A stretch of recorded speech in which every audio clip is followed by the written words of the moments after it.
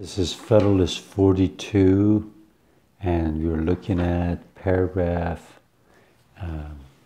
4. Paragraph 4.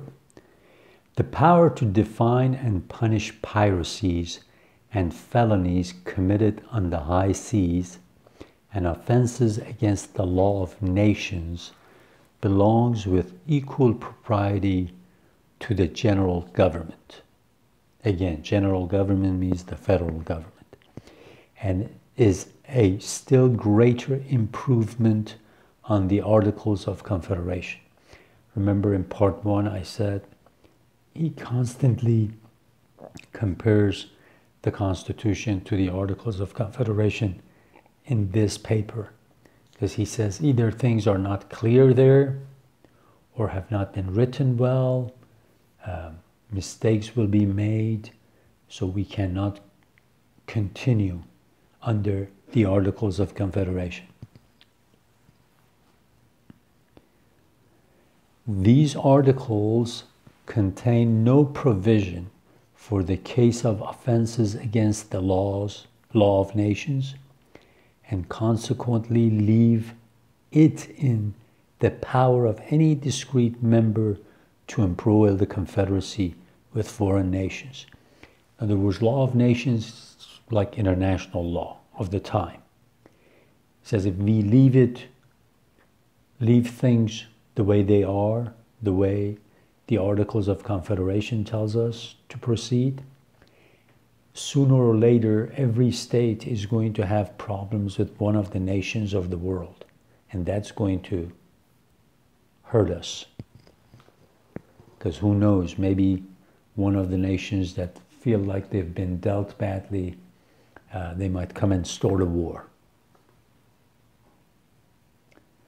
The provision of the federal articles on the subject of piracies and felonies extends no farther than to establishment of courts for the trial of these offenses. The definition of piracies might perhaps, without inconveniency, be left to the law of nations, though a legislative definition of them is found in most municipal codes. A definition of felonies on the high seas is evidently requisite. Felony is a term of loose signification even in the common law of England, and of various import in the statute law of the kingdom.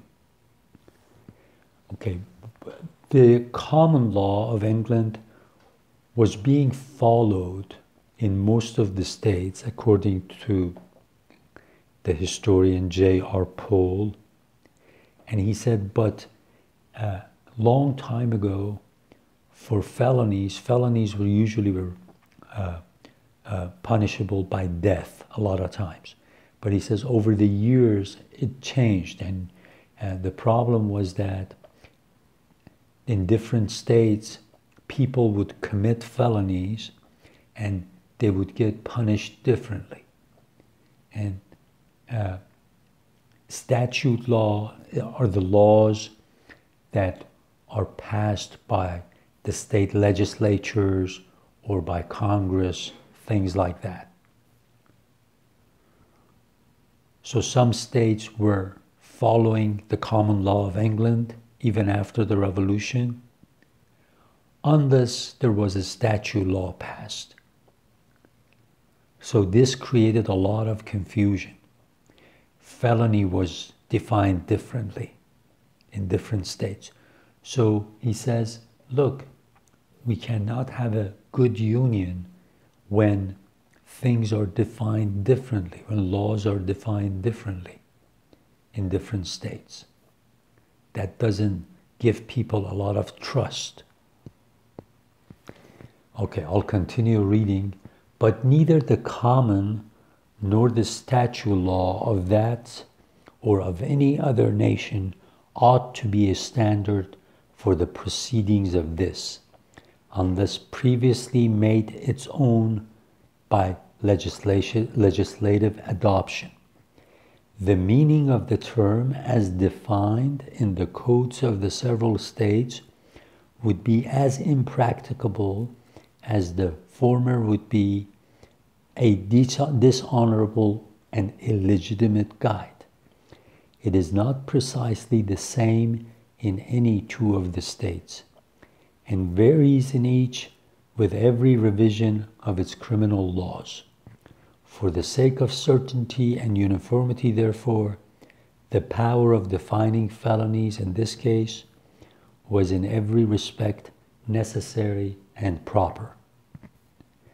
The regulation of foreign commerce having fallen within several views which have been taken of this subject, has been too fully discussed to need additional proofs here of its being properly submitted to the federal administration. He says we've already talked about foreign commerce.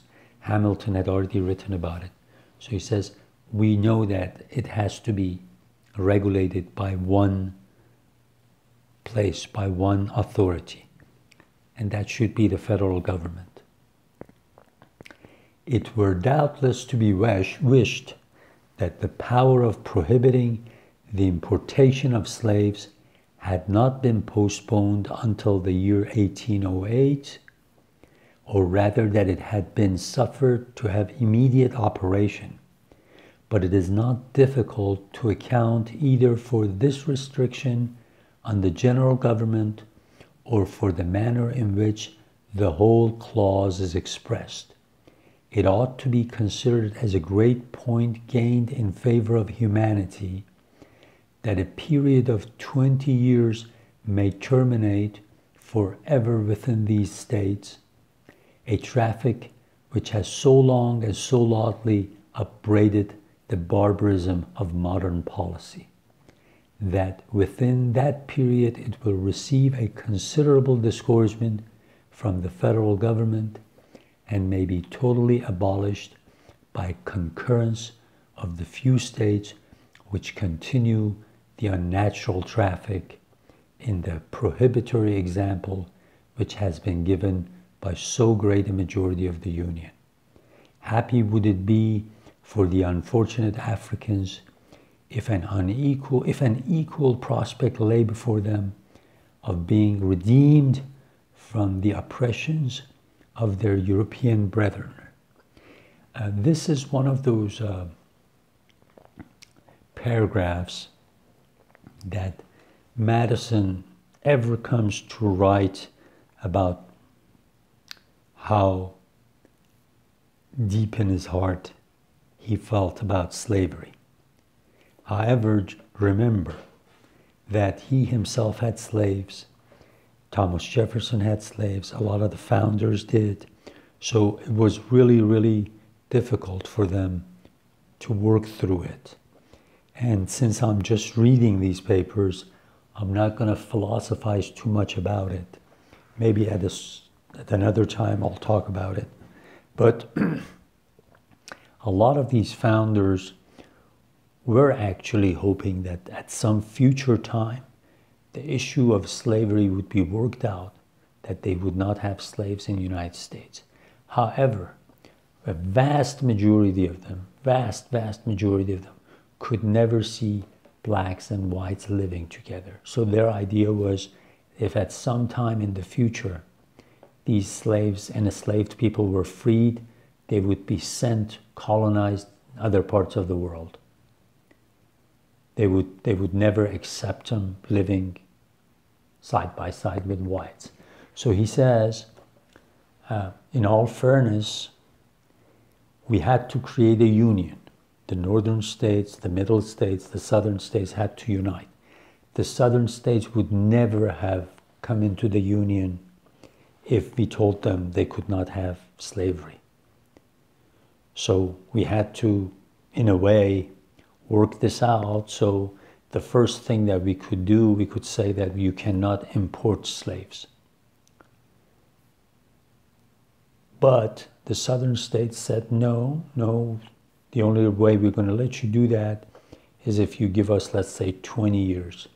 We stop importing slaves after 20 years.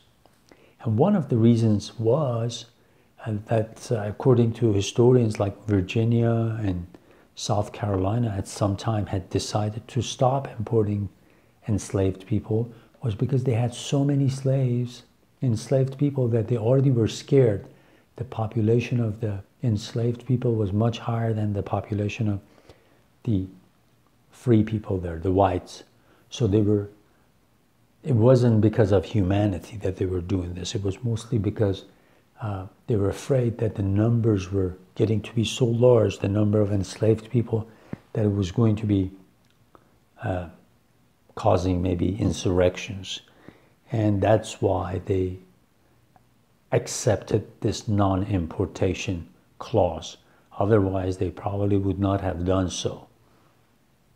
And another thing that you have to consider, Madison is writing these papers in New York.